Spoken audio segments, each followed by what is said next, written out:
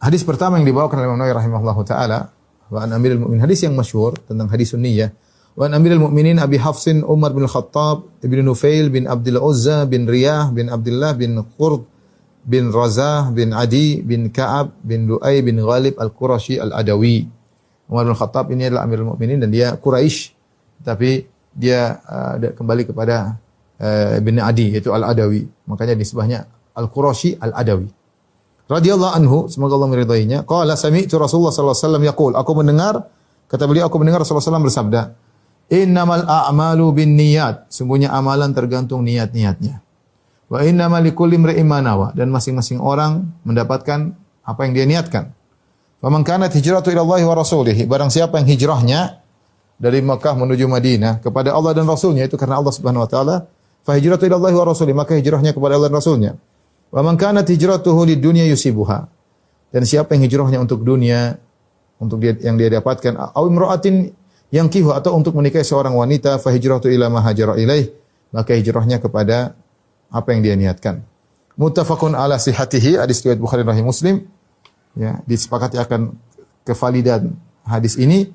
Rawahu Imam al-Muhadditsin, hadis ini diriwayatkan oleh dua imam ahli hadis, imamnya para ahli hadis. Abu Abdullah Muhammad bin Ismail bin Ibrahim bin Al-Mughirah bin Bardizbah Al-Ju'fi Al-Bukhari. Itu Imam Bukhari namanya Muhammad bin Ismail. Kunyahnya Abu Abdullah. Namanya Muhammad bin Ismail bin Ibrahim bin Al-Mughirah bin Bardizbah Al-Ju'fi Al-Bukhari. Yang kedua diriwayatkan juga oleh Imam Muslim yang kunyahnya Abu Husain, namanya Muslim bin Al-Hajjaj bin Muslim Al-Qushairi An-Naisaburi radhiyallahu anhum, semoga Allah meridai mereka berdua.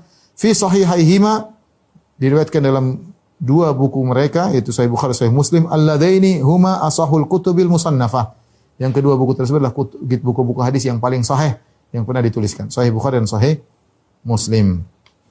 Tapi kita akan syarah ringkas hadis ini. Di sini masyhur, bahkan sudah saya syarah berulang-ulang dalam syarah Arba'in Nawawi, tapi saya ingin menyampaikan poin-poin yang penting saja. Yang pertama, Nabi mengatakan innamal a'malu binniyat. Intinya amal pasti ada niatnya. Kita ini kalau disuruh beramal tanpa niat sulit. Kecuali orang gila, kecuali orang sedang linglung. Asalnya kita mau apa saja pasti ada niatnya. Saya angkat HP ini, saya ada tujuan mengangkat HP ini. Saya pergi ke kamar ada tujuan, mungkin mau tidur, mau apa. Saya ambil air minum ada niatnya. Apa yang saya lakukan, semua ada. Kita semua melakukan pasti ada niatnya. Makanya kalau dikatakan kalau seorang dibebani dengan suatu perbuatan tanpa niat, sulit. Yang bisa melakukannya orang gila, mungkin dia berbuat tanpa niat, atau orang sedang linglung, dia berjalan tanpa dia sadari kemana. Tahu-tahu dia nyentuh ini, tahu-tahu dia jalan kemana. Tapi dasarnya kita manusia, Rasulullah jelaskan, innamal a'malu binniyat. Amalan-amalan itu pasti ada niatnya. Antum ngomong ini ada niatnya, antum melakukan ada niatnya, antum tulis ini pasti ada niatnya, enggak mungkin tanpa niat. Pasti ada tujuan maksudnya. Pasti ada tujuan yang membuat antum untuk berkata, untuk bergerak, untuk berkomentar, untuk menulis, untuk bersikap, semuanya ada tujuannya. Al-a'mal di sini umum. Innamal a'mal, al-a'mal di sini umum, ada alif lam yang menunjukkan masuk dalam isim jama', ya, menunjukkan keumuman, mencakup seluruh amalan. Baik amalan jawarih, ya, badan maksudnya, yang nampak maupun tersembunyi, zahir dan batin, maupun amalan lisan yang nampak tersembunyi, maupun amalan hati, semuanya termasuk dalam amalan. Hati-hati. Ya, semuanya ada niatnya.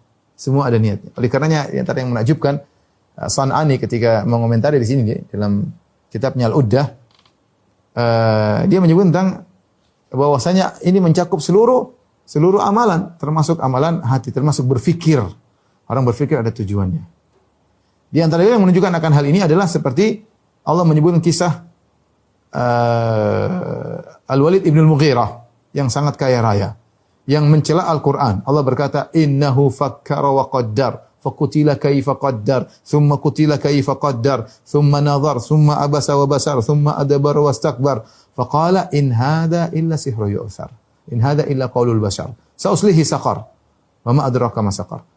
Al-Walid bin Mughirah innahu fakkara wa qaddar, dia berfikir dan dia menetapkan apa yang harus dia ucapkan tentang Al-Quran. Orang bilang, wahai Al-Walid Mughirah, ucapkanlah sesuatu tentang Al-Quran agar orang meninggalkan Muhammad. Gimana caranya? Ucapkan sesuatu tentang Al-Quran yang dengan perkataan tersebut kau membuat orang-orang lari dari Al-Quran, lari dari Muhammad. Maka dia mikir, innahu fakkara wa qaddar. Dia mikir, subhanallah, dia mikir itu tujuan jelek. Sehingga apa yang kita lakukan, jangankan kita menggoyangkan tangan, jangankan kita melangkahkan kaki, kita ngomong, pasti ada tujuannya. Kita mikir pasti ada tujuannya. Kita duduk, saya mikir-mikir apa ada tujuannya, kita mikir. Makanya memikir aja itu terkadang bisa berpahala. Tergantung mikirnya tujuannya apa. Al-Walid ibn Mughirah dia berpikir gimana cara mencela Al-Quran. Akhirnya mengatakan, faqala in hadza illa qaulul bashar.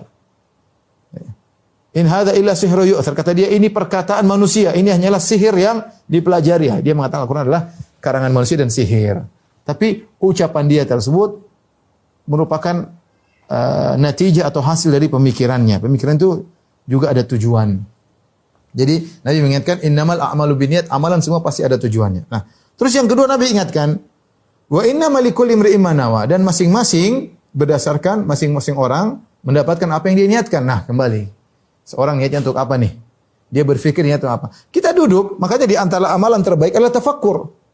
Tafakkur. Niatnya untuk apa? Mengagungkan Allah Subhanahu wa taala. Kata Allah Subhanahu wa taala, "Inna fi khalqis samawati wal ardi wa ikhtilafil laili wan nahari la ayatin lil albab alladziina yadhkuruna Allaha qiyaman wa qu'udan wa 'ala junubihim wa yatafakkaruna fi khalqis samawati wal ard. Rabbana ma khalaqta hadza batila." Allah memuji orang-orang bertafakkur. Karena dia bertafakkur untuk mengagungkan Allah. Ya. Sungguh pada penciptaan langit dan bumi dan perubahan siang dan malam ada tanda-tanda kebesaran Allah bagi orang yang berfikir. Siapa? Alladzina yadhkuruna Allah qiyaman wa qu'udan, itu orang selalu mengingat Allah Subhanahu wa taala dalam kondisi berdiri, dalam kondisi duduk, wa 'ala junubihim, dalam kondisi berbaring, wa yatafakkarun, dan merenungkan. Tentang apa? Tentang fi khalqis samawati wal ardi, tentang penciptaan langit dan bumi yang sangat dahsyat. Tujuannya apa? Untuk mengagungkan Allah, sehingga mereka berkata, Rabbana ma khalaqta hadza. Ya Allah, kau tidak menciptakan ini semua dengan sia-sia, dengan asal-asalan. Enggak. Ada tujuannya. Dia tafakkurin dapat pahala. Maka berfikir tidak sembarang. Makanya dikatakan kepada Ummi Darda, ma afdalu ibadat Abi Darda. Apa sih ibadah yang paling agung dilakukan oleh Abu Darda, yang paling afdal? Kata Ummu Darda, at-tafakkur wal i'tibar. At-tafakkur, Abu Darda sering bertafakkur. Saya ingin ingatkan bahwasanya ini penting untuk kita ketahui. Makanya tadi saya katakan, Imam Nawawi mengatakan tentang bab ikhlas wa ihdharun niyat.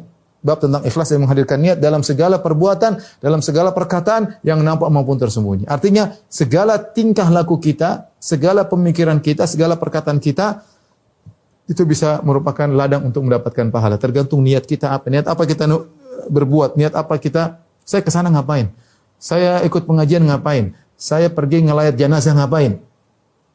Makanya ketika ada seorang dikatakan kepada seorang, "Ala tahdurul janazah?" Tidakkah kau hadir jenazah, ngelayat jenazah? Kata dia, sebentar, hatta ukhdirun, sampai saya hadirkan niat. Saya ikut melayat jenazah kenapa? Karena Allah atau karena enggak enak, karena pekewu? Allah Maha tahu. Ya. Maka seorang waspada dan berusaha untuk mendapatkan pahala sebanyak-banyaknya. Ya. Kita kembali, innamal a'malu binniyat, setiap amalan, perkataan, perbuatan, pikiran pasti ada niatnya. Dan ingat, wa innamal likulli imri'in ma nawa, masing-masing akan mendapatkan pahala sesuai dengan apa yang dia niatkan. Setelah itu Rasulullah beri contoh. Rasulullah beri contoh suatu amalan yang agung, namun ternyata bisa beda pahalanya gara-gara berubah niat. Rasulullah berbicara tentang hijrah dari Mekah menuju Madinah. Perbuatan hijrah menuju Madinah. Ternyata niatnya ada yang benar, ada yang tidak benar. Faman kanat hijratu ila Allah wa rasulih, barang siapa yang berhijrah dari Mekah menuju Madinah karena Allah dan Rasulnya, fa hijratu ila Allah wa rasulih, maka dia hijrahnya karena Allah dan Rasulnya, pahalanya besar. Wa man kanat hijratu lid dunya yusibuha, barang siapa yang hijrahnya untuk mendapatkan dunia, aw imra'atin yankihuha, atau untuk menikahi seorang wanita, fa hijratu ila ma hajara ilaih, maka hijrahnya sesuai dengan apa yang dia niatkan. Nah, di sini ini sampel yang diberikan oleh Nabi tentang suatu amalan yang luar biasa. Hijrah adalah amalan luar biasa, ya, pahala yang sangat besar, ya. Sebab makanya Nabi SAW pernah berkata kepada Amr bin As, "Ala ta'lamu ya Amr, annal hijrah tahdimu ma kana qablaha." Wahai Amr, tidakkah kau tahu bahwasanya hijrah bisa menghapuskan dosa-dosa sebelumnya? Oleh karenanya golongan manusia terbaik dari umat ini adalah muhajirin, baru kemudian ansar, yang telah berhijrah. Hijrah pahala besar, bahasanya tersendiri. Tapi intinya kalau niatnya benar, amalan satu, tapi ternyata statusnya berbeda. Yang buat statusnya berbeda adalah niat. Yang satu berhijrah karena Allah dan Rasulnya. Dia tinggalkan kota Mekah, tanah kelahirannya, kampung di mana dia berbesar di kampung tersebut. Ya, dia meninggalkan karib kerabatnya, tapi karena Allah dan Rasulnya, maka dia melakukan ibadah yang sangat agung. Pembahasan hijrah tentu pembahasan tersendiri. Tetapi ibadah yang sangat agung ini menjadi tidak bernilai ketika niatnya duniawi. Wa man kana hijratuhu ilad dunya yusibuha. Dia berhijrah karena untuk mencari dunia. Atau untuk menikahi seorang wanita. Maka dia mendapat apa yang diinginkan. Perhatikan ikhwan, saya ingin sampaikan poin yang disinggung oleh Ibnu Hajar rahimahullah ta'ala. Bahwasanya seorang berhijrah dari Mekah untuk menikah dengan wanita di Madinah boleh-boleh saja. Saya pergi meninggalkan misalnya Jakarta, saya pergi ke Sulawesi atau saya pergi ke Bandung untuk menikahi seorang wanita misalnya, boleh-boleh saja. Ya. Seorang pergi dari Mekah menuju Madinah untuk berdagang boleh-boleh saja. Itu bukan perkara yang haram. Tetapi ketika dia menampakkan seakan-akan dia, ini tercelanya di mana? Tercelanya seakan-akan dia ada sedang berhijrah, ternyata ada niat duniawi menjadi tercela. Kalau asalnya dia pergi dari Mekah menuju Madinah, memang dia nampakkan saya ingin duniawi, suatu yang wajar, bukan perkara yang haram. Seorang dari Mekah menuju Madinah ingin berdagang, seorang dari Mekah menuju Madinah untuk menikah. Tapi yang tercela di sini adalah dia menampakkan dirinya karena niat seakan-akan amal soleh, ternyata niatnya duniawi. Ini yang tercela, menjadikan dia tercela. Mudah-mudahan bisa dipahami. Saya bilang seorang pergi meninggalkan satu Mekah, misalnya ada seorang dari tempat kemaksiatan dia pergi ke tempat yang baik, niatnya untuk dagang, ya boleh, nggak ada yang larang. Dia pergi ke tempat yang baik, ada wanita soleh, dia tinggalkan tempat maksiat, dia pergi ke sana ada wanita soleh ingin nikahi, boleh, nggak ada masalah. Ya, itu hal yang boleh. Kenapa di sini tercela? Tercela karena dia menampakkan dalam bentuk seakan-akan casingnya, seakan-akan sedang berhijrah dengan hijrah yang dipuji oleh Allah dan Rasulnya. Ternyata dalamnya karena dunia.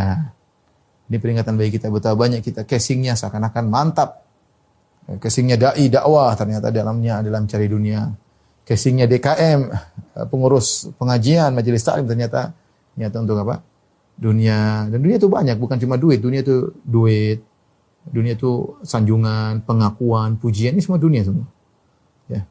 Itulah semua dunia. Ini contoh sederhana bagaimana suatu amal, ya, suatu amal ternyata yang agung bisa berubah statusnya karena niat yang berbeda. Yang satu karena Allah maka mulia, yang satu karena dunia maka tidak ada nilainya di sisi Allah Subhanahu wa taala, ya.